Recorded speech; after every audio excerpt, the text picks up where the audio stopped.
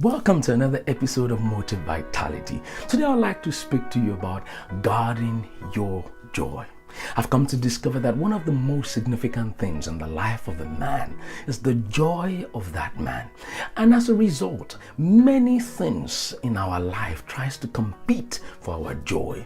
You see the traffic competing for your joy, your job competing for your joy, attitudes of people around you competing for your joy. I would like to tell you that nothing is worth your joy. Don't let anything allow you to lose your joy. See, there was a time in my life I was working in an organization, and I remember working with a very difficult boss, such that every single day, 8 hours of my day spent with this boss was a frustration on its own. And I remember very strongly I would come back home after working and stressed and depressed, and I would take out that stress on my marriage, take out that stress on my wife and kid, and things became so tight and tough, and it was as if I was living in a cage. I was beginning to lose enthusiasm for life until I discovered this truth that it is my responsibility to guard my own joy. And the moment I discovered that, that was the beginning of breakthroughs for me. I then began to make choices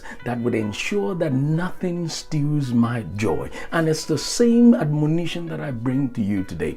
Don't let anything or anyone steal your joy. It is your responsibility to guard your joy. I feel like sending you on a mission this week and saying to you that this week you have to do all you can to guard your joy. See, if you allow anything to steal your joy, that thing steals also your strength. How do I know this? The Bible says that the joy of the Lord is our strength. What that means is anything that steals your joy steals your strength. And the moment your strength is taken away from you, you become weak, you become tired, you become stressed. And if you're not careful, you become depressed. And that's why it is essential that you allow nothing at all, no one at all is worth your joy. It is your responsibility to guard your joy. It's not the responsibility of anybody. It is not the responsibility of your wife or your spouse or anyone around you. It is your responsibility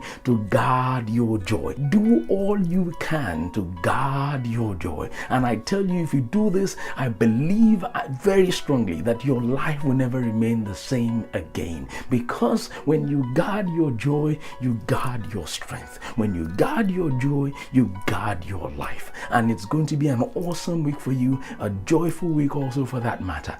God bless you, and thank you once again for listening to Motivitality. I'll see you next week. Amen and amen.